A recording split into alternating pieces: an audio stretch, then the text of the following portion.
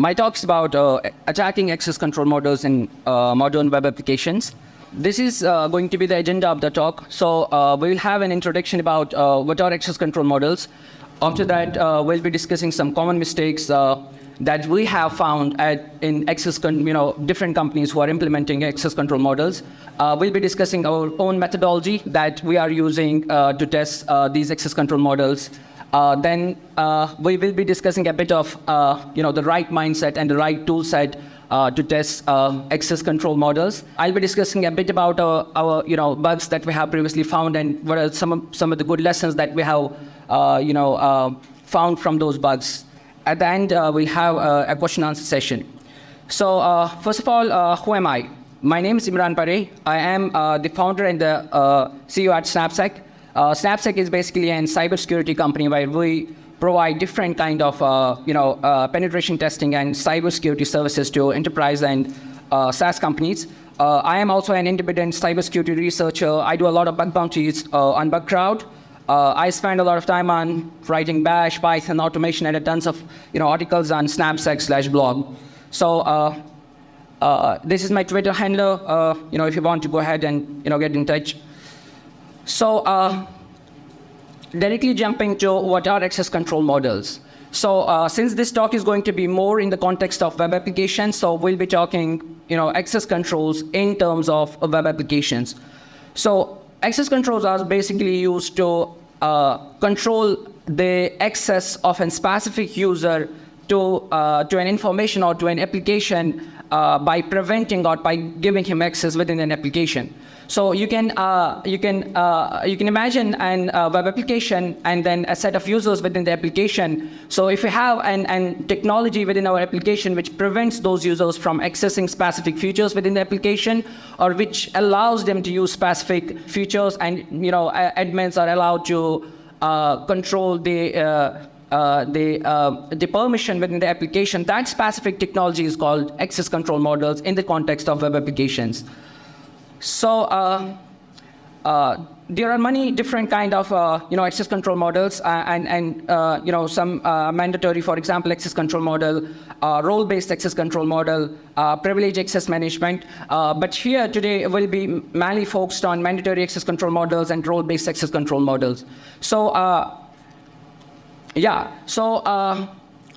on having a look at some of the really good companies out there, some tech giants, you will see that access controls are everywhere. For example, Slack is using access controls, Confluence is using access controls, Logsuite, Auth0, Typeform, Twilio, and I guess majority of these companies out there who have bug bounty programs, almost like 50 to 60% of them have access control models within web applications. So till the time, what have we found? We have found bugs ranging from B1 to B3 with the payouts of ranging from $10,000 to let's say $1,200. So one of the things that's misunderstood regarding access control models is that majority of the access control bugs are P4s or P3s, or they are low in severity because an attacker already have to be within the organization to perform an attack. But here you can see that we have some bugs which are P1 in terms of the severity. We have a few bugs where we were able to prevent a data breach by reporting an access control vulnerability to the company. We have a couple of the bugs where company could have a really serious threat, and it was just a broken access control issue. So over the time, by reporting all these vulnerabilities to the companies, what have we found? We have generally found there are 4 types of mistakes that happen when a company is implementing access control model. The first one is permissions aren't implemented properly. So for example, let's say if we have a product and there are any resources that should only be accessible when a specific permission is given to an user, the user is able to access that information without having that permission. That is the first mistake, which is permissions aren't implemented properly. The second mistake that we have found is permission X overrides permission Y. And basically what happens, I'm going to talk a bit in depth regarding these 4 types of mistakes. But in the second example, what happens when a user is given, let's say, specific permission X, he automatically gets abilities to do actions which are associated with the permission Y. And the third interesting behavior we have noticed is when a set of permissions, let's say permission A, B, and C is given to an user, then only and only when A, B, C is given to an user, he is able to perform some specific permissions, some specific action which are completely unauthorized. So the 4 types of flaw that we have a mistake that we have often found within the web applications are design flaws which lead to access control issues. So I have an example regarding that. So we'll be talking about that in depth. So the first scenario is, let's say we have a user within the organization. This is the organization. The second table is the permission table. The third table is the resources within an application. So in the first scenario, you can see permissions aren't implemented properly. We have a user, and that user actually doesn't have any of the permissions right now. But the user is still able to access files within the organizations. Similarly, in the second scenario, you can see that we have a user with files permission within the organization, but doesn't have any other permissions, users, reports, and logs permission, but he is able to access logs as well. But the interesting thing here to note is that he is able to access logs only and only when he is given files permission. So in that case, we can say permission files is actually overriding permission logs. So permission X overrides the permission Y. So this is a second scenario. And in another scenario, what happens, set of permissions override permission X. So as you can see here, within an organization, we have a user A, and we have given him a set of permission, which is files permission and report permission. And you can see that he, once he gets the files and the reports permission, he is able to see users as well. So this is one of the things that we have often found, while attacking, finding access control vulnerabilities on these major tech companies. So one other general flaw that we have noticed within these web applications is actually the design flaw. So basically, design flaws will vary from one web application to another application, depends upon the way the application is designed and the features availability in the application. So one of the examples that I often talk about when I mention design flaws which lead to access control issues is this example. So here you can see that we have user completely removed from the organization, but he still have files permission, is able to see files within that organization, even though he isn't, in that organization. So an example on this scenario would be, for example, let's say we have a user here, and we have given him files permission within an organization, and he is able to see files. And on having a look at the URLs at the left side, you can see that the files are completely, the files are actually made accessible to the user A through the tokens which are available at the end of the URLs. So right now the user is within the organization, he's accessing these files, he have the permission, there is nothing wrong. What happens when we actually remove that specific user from the organization? If the authentication is done purely based on the tokens that were previously available to him, he is still able to access those files, using the previously tokens. At that time, a user who was previously within the organization is still able to access some of the resources within the organization, even though he's not present in the organization right now. So this can be a vulnerability sometimes, because we have found this vulnerability a couple of times. But the condition here is the content in that file should be editable in terms of when it comes to an functionality of an web application. So for example, if I have this file, I am within the organization right now, and once I am removed from the organization, let's say someone from the company, from the organization updated an information within this file, and I can still download it. So you can see the way actually this application or this security mechanism is working here. It's not purely relied on an authentication checks or authorization checks based on the sessions or based on the tokens, based on the any authorization tokens. Rather, the access to the files is purely given on the tokens at the end of the files. So if someone have the files, someone have the tokens and the links with the tokens, he is still able to access those files even after he's not within the organization. So there are many actually general design flaws which we can discuss in terms of how they lead to access control issues, but I think this is one of the perfect examples and that we have found a couple of times. Our methodology. How do we actually, this is in fact the most important part here. So how do we test for broken access control issues? We have found more than 800 security access control issues from last 3 years at SnapSec, and we have reported those issues to more than 100 companies over the time. And these are the methodologies that we use at SnapSec. So we have divided our methodology into 3 different approaches: the forward approach, the backward approach, and the mixed approach. So an example, let's say we have a target application here, which have this permission list: you read users, write users, read documents, write documents, read log, and write logs. And we have a couple of endpoints here, which allows us to do the, use those permissions and perform those actions, the abilities. For example, if we have the read users permission, we can send get request to the /API/users and view users. If we have, let's say, the last permission write logs, we can set post request to /API/logs, and we can create new logs within the application. So let's imagine this is our target application right now. So how do we use forward approach in terms of testing this access control model? So this is the permission list, and we have the endpoints at the end. So in forward approach, what we do is we give one permission to the user and test that permission against all the permissions in the first test case.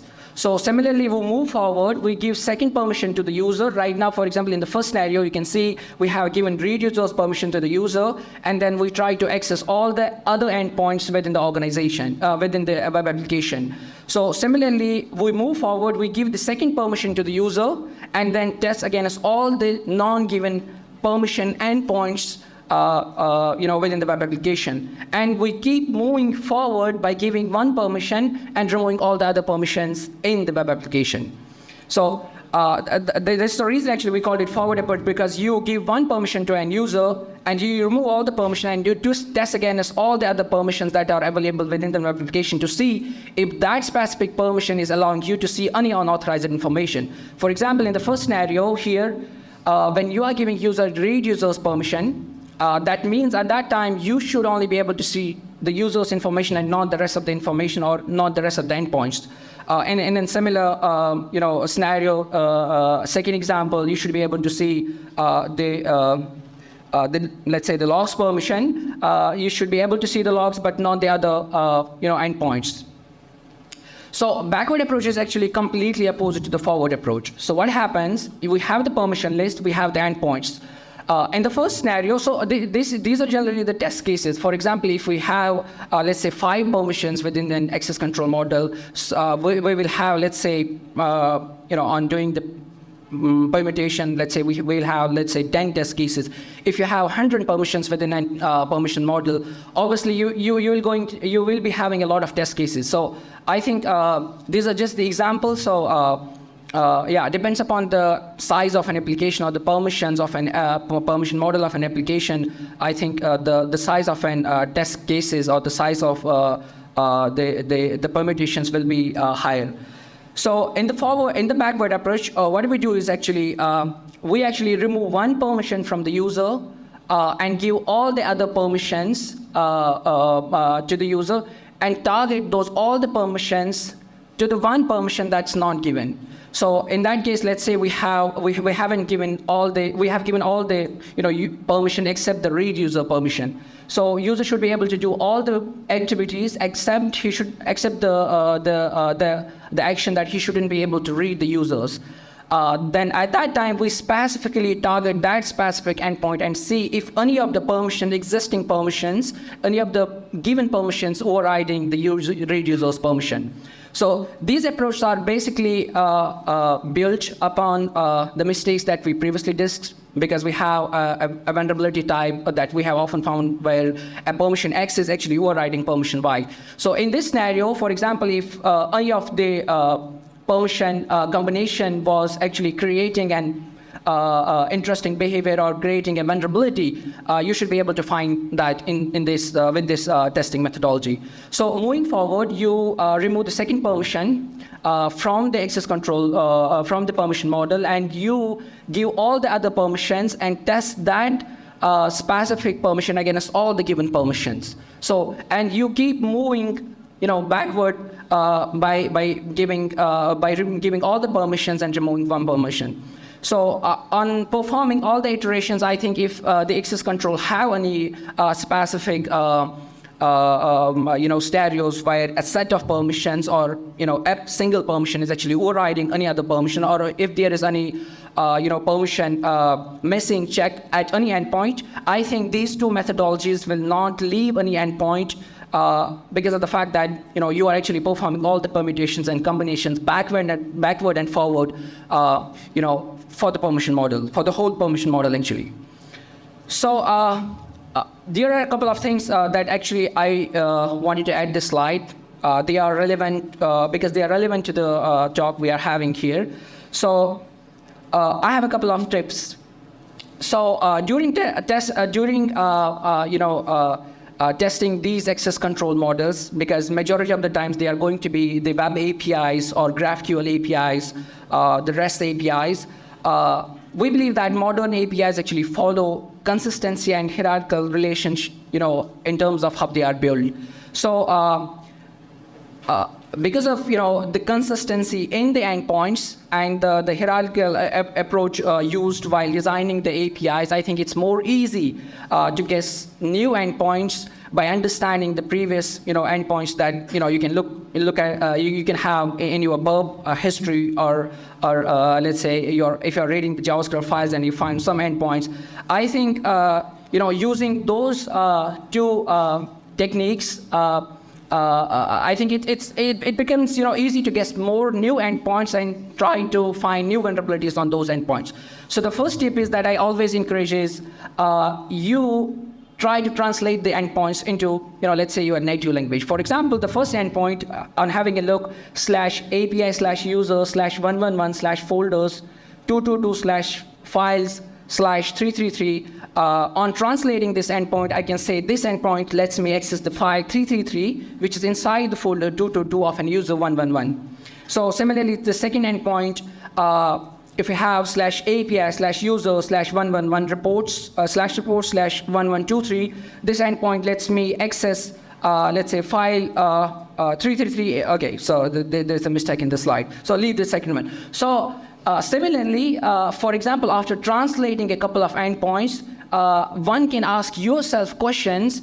How can I access the files of an user 33 in folder 21? So once you have the ability to translate endpoints into your native language, let's say English, I think it would be easier for you to translate your native language into an endpoint which can be present on an API. For example, let's say if you ask yourself a question, how can I access the files of an user 33 in folder 21? I think it would be easier to convert it to get /API/33/folders/21/files.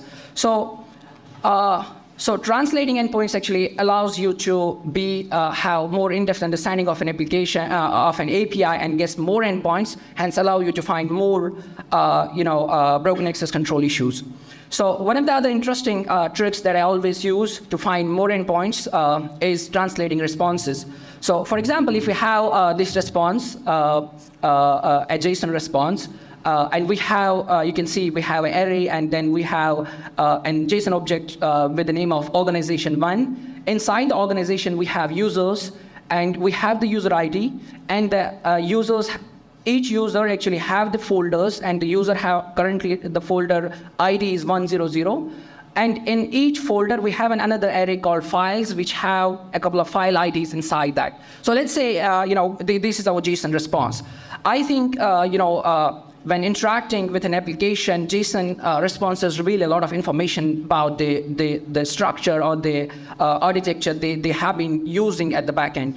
So, for example, if we have these responses, this allows, I can easily guess that if we had a look at the red bracket, you can see we have an /API/organizations endpoint, because we have an array which has an organization endpoint, an organization objects inside it.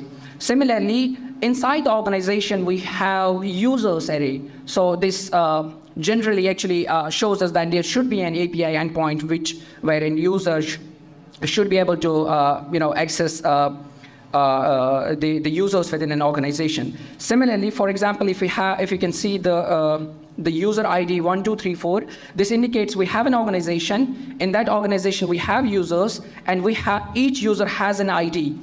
That also, somehow tells me that an organization, there should be an endpoint which should allow us to view a specific user within an organization.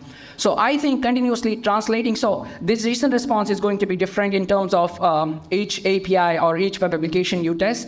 But on having a general look at this technique, I think it's going to help you find a lot of hidden endpoints. I would say endpoints that are not generally that are built within the API, but they are not in the production. They are not used in the production. Based on the response, based on the data you are actually seeing, you can guess more endpoints. So, one other technique that we always use is, it's called, let's say, endpoint recursion. Right? You have an endpoint. You try to remove the previous parts, because as we previously discussed, there is an hierarchical relationship in API designing. It's encouraged to design APIs in such a way where the previous ID have the relation with the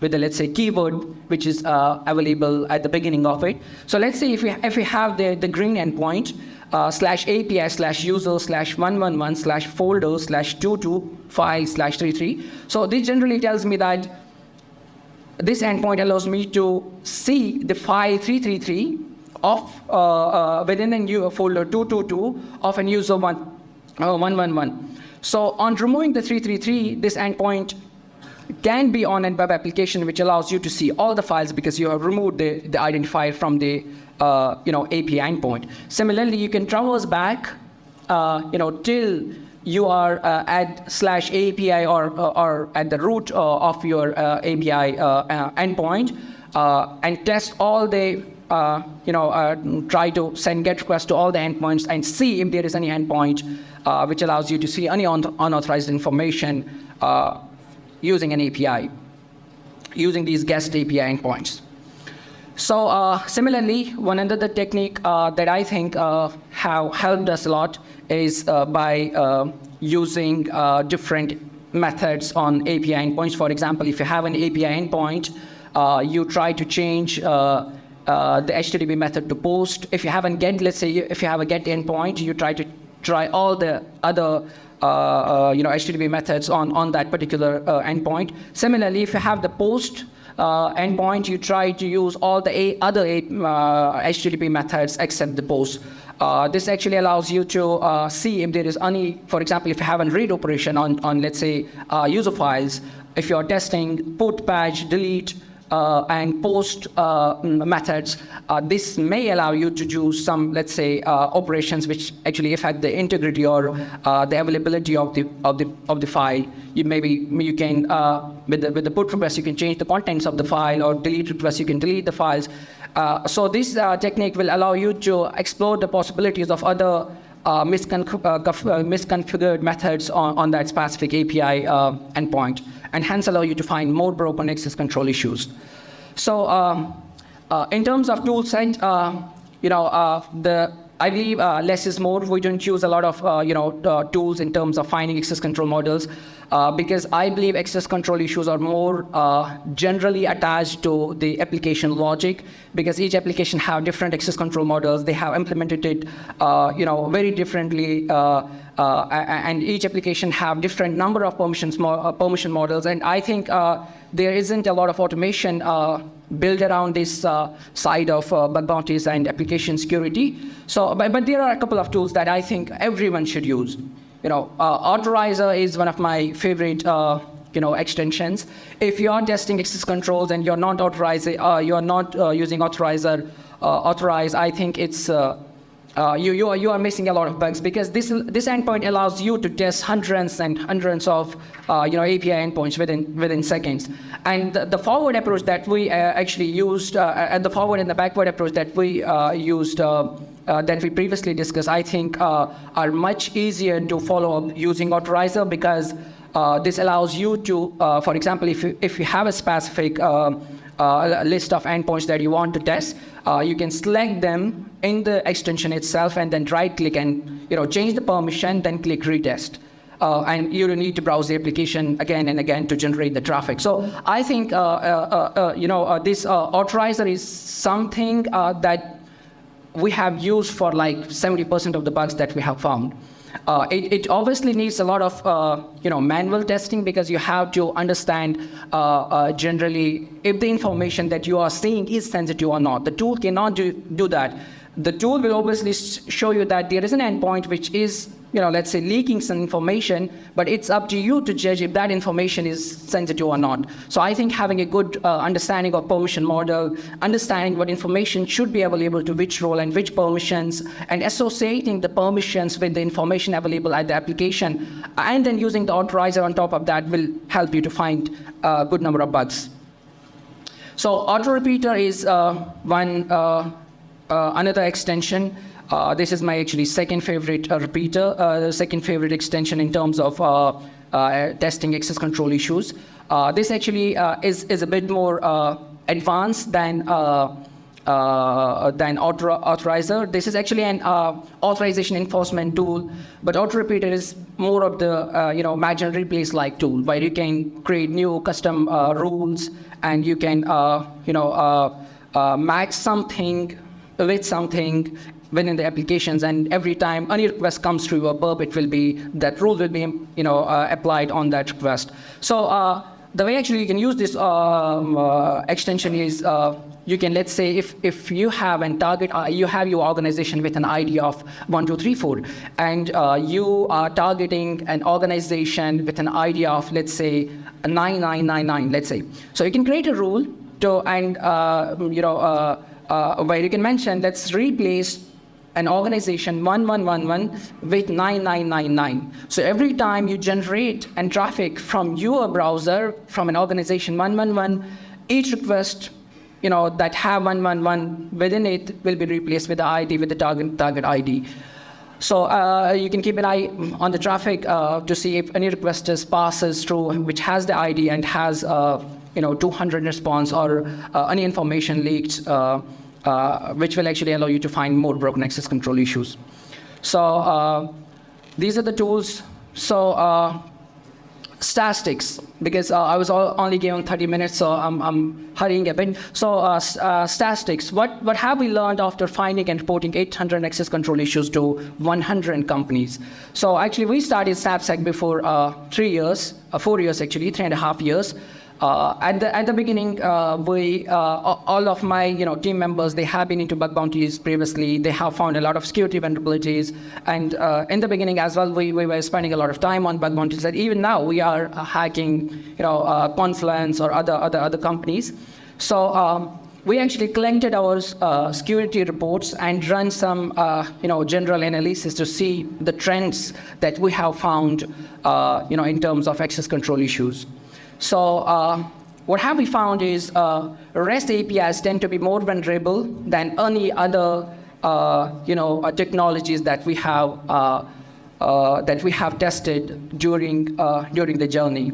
So 75% of the bugs that we have found are found on REST APIs, and almost like 25% of the bugs are found on GraphQL, and rest like 0 to 5%, I guess, are found on static web pages. So generally speaking, GET methods tend to be more vulnerable and for missing permission checks or broken access control issues. And the second one is post request, then other delete, put, and patch, special HTTP methods. So if you're looking for broken access control issues, try to focus on requesters which have GET methods, because they are generally more vulnerable to this kind of issue. So the approach that we generally often use at Snapsec is backward approach. 90% of the times, we actually start with backward approach whenever we have an, let's say, application we want to test and it has an access control model. We start with a backward approach, and we found 70 to 80% of the bugs are found with backward approach, generally speaking. And then once we are finished with the backward approach, we move to the forward approach to see if there is any permission overriding, or if there is any other special scenarios. So 60% of the bugs that we have found till the time are because this is analysis of 800 security vulnerabilities. So 60% of those bugs are found using backward approach, 26% forward approach, and 13% is mixed approach. So mixed approach is basically where you actually create a weird combination of permissions within an application. This generally happens when you are actually bored with, let's say you completed the backward approach and forward approach, but you are still looking for to see if there is any access control issues. So at that time, I encourage just going to the permission model, creating really weird permission combinations. Let's say permission A, B, X, Y, Z, and then try to see. Try to target all the other endpoints which you haven't mentioned. You haven't given permission to the user. So 13% of the issues were found because of by using mixed approach.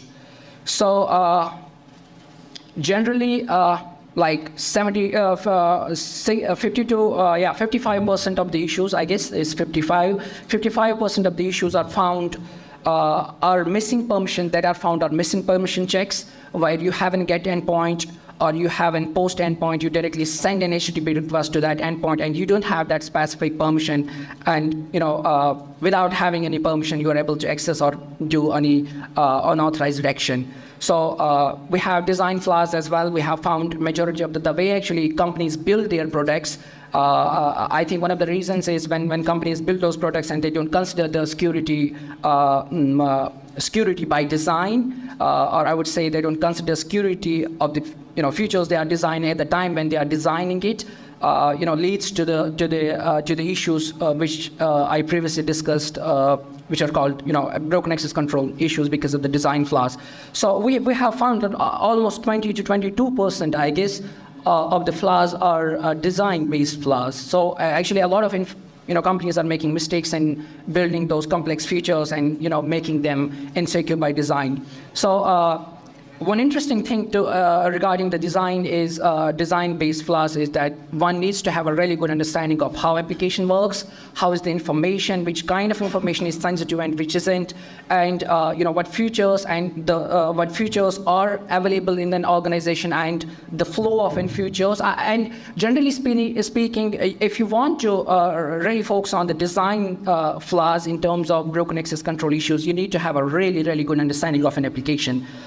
Because to be honest, every time we report a design flaw to a company, we actually get into a debate whether if this is the future of an orange flower. So it sometimes takes us to let's say 3 months to get this report accepted from within the bug bounty platform, or if we are reporting it to the company via pen test.